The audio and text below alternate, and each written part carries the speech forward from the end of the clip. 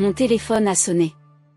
Éclairant ma chambre sombre à exactement 2h45 du matin, groggy, j'ai tendu la main, plissant les yeux lorsque l'écran lumineux m'a piqué les yeux. La notification disait « Nouveau message vidéo de Jason ». C'est étrange.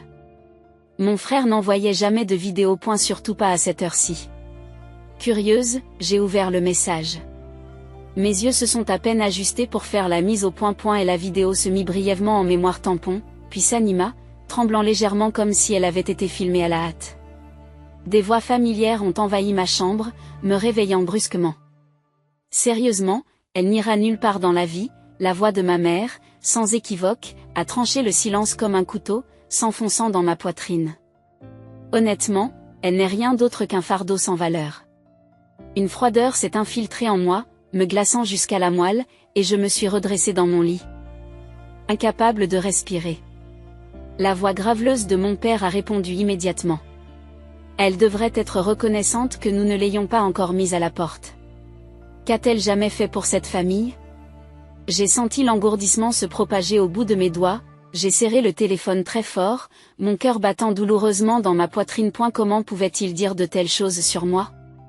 Une boule brûlante s'est formée dans ma gorge, m'étouffant de l'intérieur. Puis la voix de Jason résonna, hésitante, sur la défensive. Les gars, allez, elle aide un peu, n'est-ce pas? Maman se moque bruyamment, dédaigneusement. Aider? Tu veux dire les quelques misérables dollars qu'elle gagne ici et là? Elle vit pratiquement à nos crochets. Elle devrait payer un loyer, être reconnaissante que nous tolérions sa présence. Ma vision s'est brouillée sous l'effet des larmes non versées tandis que j'absorbais leurs paroles. La voix calme de Jason est revenue. Elle essaie. Maman. Peut-être qu'elle lutte, mais, la voix de mon père a claqué durement. Arrête de la défendre. Elle est inutile, et nous le savons tous. Un cas de charité dans sa propre famille. La vidéo s'est arrêtée brusquement, l'écran s'est éteint et le silence a enveloppé ma chambre une fois de plus, plus lourd qu'auparavant. Je fixais le vide, leurs mots résonnant cruellement. Sans valeur. Fardeau. Un cas de charité. Pendant des années, j'ai tranquillement payé leur hypothèque, leurs factures d'électricité, leur paiement de voiture. Tout cela de manière anonyme, pour protéger leur fierté. J'ai renoncé à des vacances, sauté des repas, tout cela alors qu'ils pensaient que je m'en sortais à peine. J'ai fermé les yeux, les larmes glissant silencieusement sur mes joues. Et la trahison me paraissait insupportablement lourde, mais à ce moment-là, la clarté m'a envahi. Ma gentillesse avait été prise pour de la faiblesse. Je devais cesser de vivre ce mensonge. Doucement, j'ai essuyé mes larmes. Redressé ma colonne vertébrale et mis le téléphone de côté. Une résolution calme s'installa en moi, tranchante comme du verre, mais contrôlée. Ma vengeance ne serait pas cruelle. Elle serait simplement la vérité. Silencieuse, calme et sans équivoque. J'attendrai le prochain paiement. D'ici là, je sourirais comme si rien n'avait changé. Car après tout, j'avais appris depuis longtemps à garder des secrets. Et le plus grand de tous les secrets était sur le point d'être révélé. Les jours suivants ont passé comme un flou surréaliste. J'ai vaqué à mes occupations avec aisance, souriant gentiment chaque fois que ma famille s'adressait à moi. Je faisais attention à ne pas trahir la douleur qui était devenue mon ombre constante. J'avais l'art de faire semblant que tout allait bien. Pourtant, sous mon apparence calme, une tempête silencieuse faisait rage, alimentée par la douleur et l'incrédulité. Et, Frangine, tout va bien? Jason m'a demandé avec désinvolture un matin au petit déjeuner. En se glissant dans la chaise en face de moi. Ses yeux sombres m'ont étudié attentivement, cherchant sur mon visage le moindre indice qui pourrait laisser penser que j'ai reçu son message accidentel. Jamais mieux, répondis-je légèrement en étalant du fromage frais sur mon bagel. Ma main tremblait légèrement, trahissant une trace de vulnérabilité. Rapidement, je l'ai stabilisé, forçant un sourire plus éclatant. Encore une journée de travail bien remplie. Il hésita, ses sourcils se froncèrent brièvement, la culpabilité apparaissant dans ses yeux avant qu'il ne la masque rapidement. Oui, bien sûr. Eh bien, si tu as besoin de parler ou quoi que ce soit d'autre. Mon père est entré brusquement dans la cuisine, coupant court à l'offre prudente de Jason. Vous traînez encore ici tous les deux? Vous n'avez pas de travail à faire? Sa voix était bourrue, dédaigneuse comme toujours, ses yeux glissant sur moi comme si j'étais invisible. Je m'en vais, dis-je joyeusement, en me levant et en prenant mes clés. J'ai croisé le regard de Jason pendant une fraction de seconde. Ses yeux étaient sombres d'excuses inexprimées, mais je lui offris un autre sourire doux et sortis rapidement, fermant doucement la porte derrière moi. Dehors, ma façade s'effrita légèrement et je m'appuyai contre ma voiture, prenant une respiration tremblante. La douleur était plus vive aujourd'hui, comme si leurs mots avaient laissé des bleus invisibles sous ma peau. Mais à cette douleur se mêlait une détermination tranquille qui se renforçait d'heure en heure. J'avais donné généreusement, payant silencieusement le prix de leur confort sans jamais demander de reconnaissance, de gratitude ou d'éloge. Pourtant, je me rendais compte que je m'étais perdu en essayant de plaire à des gens qui me considéraient comme sans valeur. Cette constatation m'a profondément piqué. Plus tard dans la journée, je me suis assise tranquillement à mon bureau. L'écran devant moi étant brouillé par les pensées de la trahison de ma famille. Ma collègue, Ava, s'est penchée sur la cloison, ses yeux perçants remarquant immédiatement mon état de distraction. « Tu vas bien ?» me demanda-t-elle doucement, l'inquiétude colorant sa voix habituellement lumineuse. J'ai forcé un sourire d'entraînement. « Oui, c'est juste une matinée difficile. » Elle pencha légèrement la tête, peu convaincue. « Écoute, je ne serai pas indiscrète, mais quoi qu'il en soit, sache que je suis là. » Sa gentillesse m'a frappé sans que je m'y attende. Le contraste est si saisissant que les larmes sont à deux doigts de déborder. Je les ai rapidement repoussées et j'ai réussi à rire d'une voix tremblante. « Merci, Ava. Vraiment. » À ce moment-là, mon téléphone s'est mis à sonner doucement. Un SMS de ma banque. Un autre rappel de ma générosité discrète et peu appréciée. Rappel de paiement programmé. Hypothèque. 1600 $ à payer demain. J'ai regardé les mots d'un air engourdi. Pendant des années, j'ai payé sans poser de questions, sans hésiter. Mes parents s'étaient habitués à ce mystérieux bienfaiteur anonyme, sans jamais soupçonner qu'il s'agissait de leur fille sans valeur. Mais maintenant, les choses allaient changer. Le soir venu, j'étais assise seule dans ma voiture devant la maison de mon enfance, regardant à travers les fenêtres qui brillaient doucement. Des ombres se déplaçaient à l'intérieur, ma famille ignorant la réalité imminente qui allait bientôt remodeler leur vie. Je n'étais pas cruel. Je ne les laisserais pas en ruine, mais l'illusion devait cesser. J'ai composé le numéro d'une société de prêts hypothécaires, ma voix étant calme et mesurée, alors que je demandais un changement. Oui. C'est au sujet du paiement de demain. J'aimerais interrompre les paiements à venir. Veuillez envoyer toutes les notifications directement au propriétaire. Oui, avec effet immédiat. Merci. Après avoir mis fin à l'appel, je suis restée assise en silence, le cœur battant douloureusement dans ma poitrine. Demain marquerait un nouveau chapitre, un chapitre où je retrouverai ma dignité, ma valeur. C'était à la fois terrifiant et exaltant. Soudain, un léger coup m'a fait sursauter. Jason se tenait à côté de ma voiture, l'expression lourde de regret. J'ai baissé la vitre avec précaution. « Je suis désolé, dit-il doucement, la sincérité étant évidente dans sa voix douce. Je n'ai jamais voulu que tu entendes ces choses. Je sais, ai-je murmuré doucement, croisant son regard troublé. Mais je suis content de l'avoir fait. Il fronce les sourcils, confus. Il fronce les sourcils, confus. Parce que j'avais besoin d'entendre la vérité, répondis-je simplement. La tristesse teintée de détermination. Ça fait mal, mais maintenant je sais exactement qui je suis et qui je dois être. Il est passé par la fenêtre et m'a serré doucement l'épaule. Tu mérites mieux. Merci, murmurai-je doucement, sincèrement touché par sa gentillesse. Peut-être qu'un jour, ils le comprendront aussi. Alors qu'il s'éloignait, me laissant seul dans l'obscurité, un sentiment de calme doux amer m'envahit. Demain, la réalité frapperait à leur porte, pas durement, mais sans équivoque. Demain, ce serait le début de la reconquête de moi-même. Ce ne serait pas une vengeance.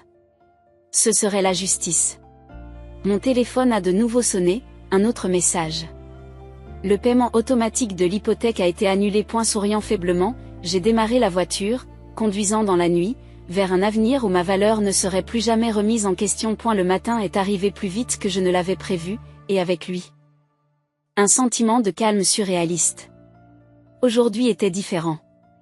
Le soleil semblait plus brillant, l'air plus léger, mon pas plus facile. C'était comme si le fait de me débarrasser du fardeau secret que j'avais porté pendant des années avait réveillé quelque chose en moi, une force, silencieuse mais profonde. Mon téléphone a bourdonné de messages de ma mère et de mon père presque simultanément. Nous avons reçu un avis étrange de la société de crédit immobilier. Appelez dès que possible. J'ai fixé l'écran, ne ressentant rien d'autre qu'une clarté tranquille. Pas d'anxiété, pas de culpabilité, juste une acceptation déterminée de la réalité que j'avais contribué à façonner. J'ai repris mon souffle et j'ai composé le numéro de la maison. Ma mère a répondu immédiatement, sa voix était empreinte d'une panique à peine dissimulée. Qu'est-ce qui se passe ? Ils disent que l'hypothèque n'a pas été payée. J'ai gardé une voix douce, calme comme la surface d'un lac tranquille. Oh ! Il s'est passé quelque chose ? Ma mère a hésité, troublée. Quelqu'un l'a toujours payé de manière anonyme, mais apparemment il a arrêté. Sais-tu quelque chose à ce sujet ? J'ai respiré profondément avant de répondre doucement. En fait, oui, maman. C'est moi qui payais. Le silence s'est installé dans la file d'attente, s'étirant de manière insupportable. Lorsqu'elle a finalement repris la parole, son ton était incrédule. Tu n'es pas ridicule. C'est vrai, ai-je insisté à voix basse. Depuis des années. La voix de mon père jaillit soudain de l'arrière-plan. Mettez-la sur haut-parleur. Qu'est-ce que c'est que ces bêtises ? Un instant plus tard, sa voix a retenti clairement sur la ligne, exigeante et irritée. Explique-toi. Il n'y a rien de compliqué, ai-je répondu doucement, gentiment. J'ai payé ton hypothèque, ton électricité, ta voiture. Tout. Silencieusement, son rire moqueur m'a piqué, tranchant comme de la glace. Toi ? Avec ton petit boulot pathétique. Mon cœur a sombré brièvement, réentendant le mépris qui avait assombri toute ma vie. Mais ma détermination ne faiblit pas. Mon petit boulot minable t'a tranquillement porté pendant des années, papa. Mais la semaine dernière, j'ai découvert ce que tu ressentais vraiment pour moi. La voix de ma mère s'est légèrement adoucie, incertaine, la culpabilité s'insinuant enfin. Qu'est-ce que tu veux dire ? J'ai pris une inspiration, la gorge serrée. Jason m'a accidentellement envoyé une vidéo dans laquelle tu me traites de moins que rien. Un fardeau. Un cas de charité. Un silence stupéfait a envahi la pièce de leur côté, suivi par le bruit de la respiration tremblante de ma mère. Écoutez. Nous étions bouleversés. Nous ne voulions pas dire. Elle a trébuché, visiblement troublée, choquée que ses paroles secrètes aient été révélées. Mon père lui a coupé l'herbe sous le pied. Même si vous avez payé quelques factures, vous n'aviez pas le droit de nous en faire porter la responsabilité. Est-ce que c'est ta façon de nous faire sentir coupables ? Non, répondis-je doucement, d'une voix douce mais ferme. C'est ma façon de me respecter enfin. Une autre pause tendue remplit l'air, interrompue seulement par la voix calme de Jason. J'essaie de vous dire, les gars, qu'elle mérite mieux. Tais-toi, Jason, a dit mon père d'un ton dur, mais Jason a continué, tenant courageusement sa position. Non, papa. Elle a tout donné pour nous. Elle mérite plus que des insultes et un rejet. Elle mérite le respect. Mon cœur s'est gonflé de gratitude et mes yeux se sont soudain remplis de larmes. La bravoure tranquille de Jason me touchait profondément, prouvant que la gentillesse avait encore sa place au milieu de toute cette douleur. Mon père est resté obstinément silencieux. Ma mère reprit enfin la parole, plus calmement, la voix légèrement tremblante. Qu'est-ce qui se passe maintenant ? J'ai repris mon souffle. Trouvant la force dans l'honnêteté. Je ne t'abandonne pas, mais je ne peux plus être ton soutien invisible. Il va falloir que tu commences à te débrouiller sans que je couvre tout en silence. Peut-être qu'alors tu comprendras ce qu'est vraiment la gentillesse. Attendez, a commencé ma mère désespérément, la voix tendue, mais je l'ai doucement interrompue. Je vous aime tous, même après tout, mais j'ai besoin de prendre enfin soin de moi, dis-je doucement, ma voix se brisant légèrement sous l'effet de l'émotion. Et peut-être qu'un jour, vous me verrez vraiment. J'ai mis fin à l'appel avec précaution, posant délicatement le téléphone sur le bureau devant moi. Le poids qui s'est détaché de ma poitrine était incroyable. Je me sentais plus léger, plus libre, enfin autorisé à exister selon mes propres termes. Ava s'est approché doucement de mon bureau, son expression mêlant compassion et curiosité. Tout va bien? Pour la première fois, j'ai répondu franchement. En fait, oui. Ça va aller, elle a souri en connaissance de cause et m'a serré doucement l'épaule. C'est bien pour toi, je lui ai rendu son sourire, sincèrement touché par sa gentillesse, reconnaissante au-delà des mots. Ce soir-là, Jason est passé à l'improviste à mon appartement, frappant doucement à la porte. Lorsque je l'ai ouverte, son visage exprimait un profond remords et une grande vulnérabilité. Je devais vous le dire en personne, a-t-il commencé doucement, la voix chargée d'émotion. Je suis désolé de ne pas avoir pris ta défense plus tôt. Mes yeux se sont remplis de douces larmes, émus par sa sincérité. Ce n'est pas grave. Tu l'as fait quand c'était le plus important. Il acquiesça, déglutissant difficilement, des larmes scintillant dans ses yeux. Ils comprendront un jour, j'espère. J'ai tendu la main et les serré doucement. Je pense qu'ils comprendront. D'ici là, je serai juste moi et finalement. Ça suffira. Jason a souri chaleureusement et m'a serré la main en retour. Tu as toujours été suffisante. Lorsqu'il est parti, je suis restée sur le seuil de la porte, sentant l'air frais du soir effleurer mon visage, un nouveau chapitre de ma vie se déroulant devant moi. J'ai réalisé que la vengeance n'avait jamais vraiment compté, seule la clarté, la dignité et la force douce avaient compté. J'avais fixé des limites non pas par cruauté, mais par amour de soi. Et peut-être qu'avec le temps, ma famille pourrait voir en moi la même valeur que Jason avait toujours eu. Le téléphone a de nouveau sonné silencieusement, cette fois pour ma mère. Son message était court, émouvant, sincère. Nous nous sommes trompés.